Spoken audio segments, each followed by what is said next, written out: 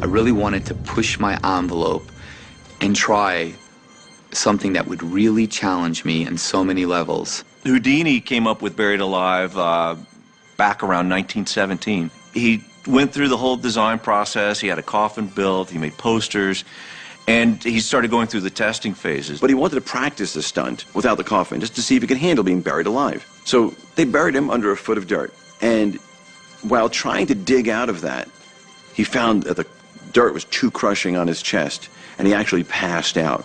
It was at that moment that he said he would never, ever attempt Buried Alive because the weight of the earth is far too great. Well, the posters remain. And today, the coffin is what Houdini's buried in.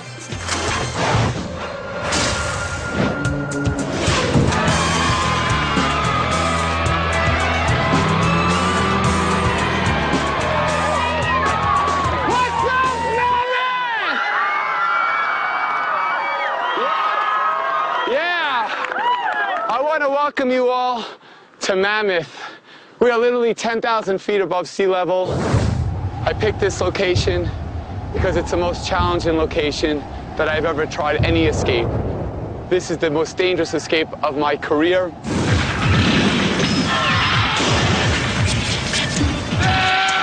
There's a lot of complications that are going to make this very, very difficult for him. He has the elements of suffocating, the elements of the severe cold. Now, Chris is going to have to undo shackles in the freezing cold. You can't move your fingers in the cold. If he is able to make it out of the manacles and the coffin, then he has to deal with trying to create air pockets just so he can breathe.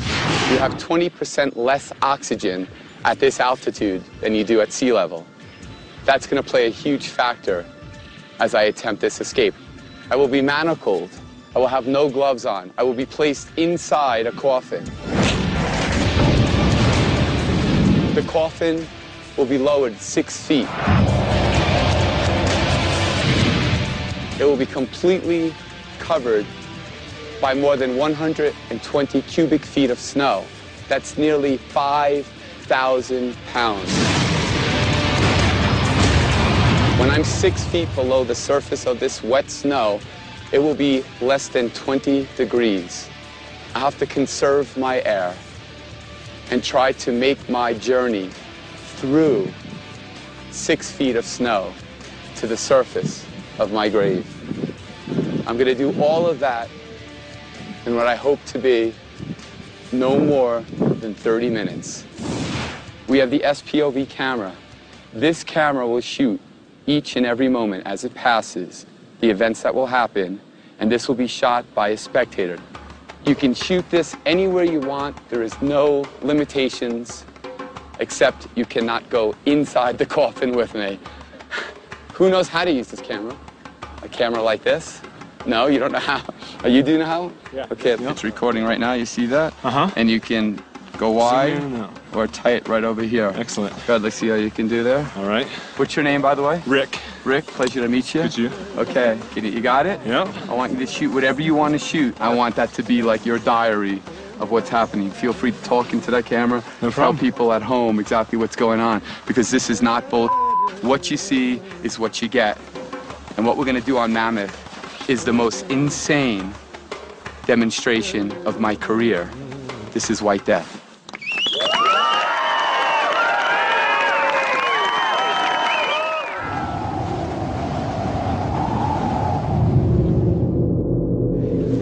I'd like a moment by myself right now.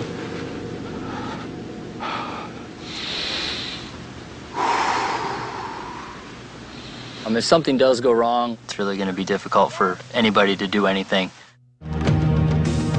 In our first episode of Buried Alive, we actually showed one of the magicians who died during a performance in recent memory, Joe Burris, who attempted the stunt in San Francisco in front of his wife and kids. And unfortunately, the weight of the earth collapsed upon him. He suffocated before he was able to escape his shackles in the coffin. I'll have to rely on the technique of the coffin caving in, the very element that killed Joe Burris. Because I'm trying to induce the lid of the coffin to collapse, literally to the side of me. That's going to be how I get out. That will also provide a huge oxygen boost for me because it will create about a 2-foot air pocket. Now, on the other hand, if that coffin collapses on me, I'm done. I will literally suffocate. No one will be able to get to me, and I will meet the unfortunate fate of Joe Burris.